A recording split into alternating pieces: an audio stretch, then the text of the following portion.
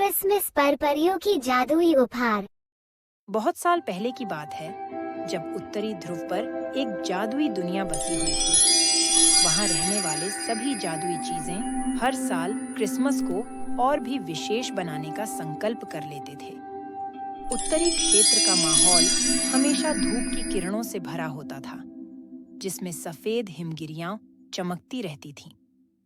Santa Claus हर साल दुनिया भर के बच्चों के लिए उपहारों की बड़ी टोकरी बनाते थे। डिंग डोंग एल्व्स क्रिसमस के उपहार बनाने में सांता की मदद किया करते थे।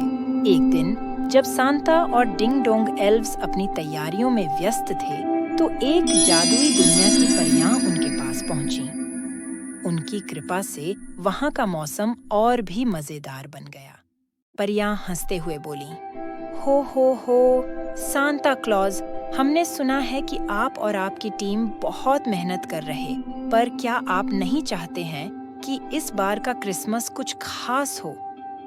परियों, हम हमेशा चाहते हैं कि बच्चों को अधिक खुशियां मिलें।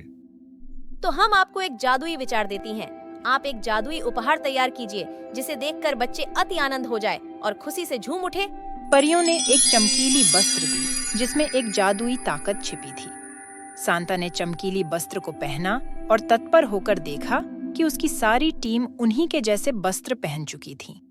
फिर जैसे ही सांता ने हरे रंग का वस्त्र पहनी, तो सारे टीम की वस्त्र हरे रंग की हो गई। तभी वे एक ही समय में नॉर्थ पोल से बाहर निकल पड़े। चमकीली वस्त्र की मदद से सांता और उसकी टीम नॉर्थ पोल के बाहर सफर करने लगे। जब वे धरती पर पहुंचे, तो हर जगह एक जादुई सा आलम छाया हुआ था। बच्चे अपने अपने घरों में बहुत धूमधाम से क्रिसमस का पर्व मना रहे थे। सभी बच्चों के चेहरे पे मुस्कान थे। सांता समझ गए थे कि इस बार क्रिसमस और भी खास होने वाला है। सांता ने अपनी जादुई छलनी से स्काई में दीपकों को जलाया, जिससे सफेद हिमगिरियों की चमक और भी अद्वितीय बन गई।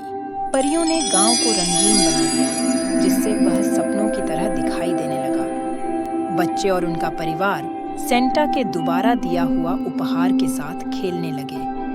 जब सब कुछ हो गया, सेंटा और उसकी टीम नॉर्थ पोल की ओर लौटे।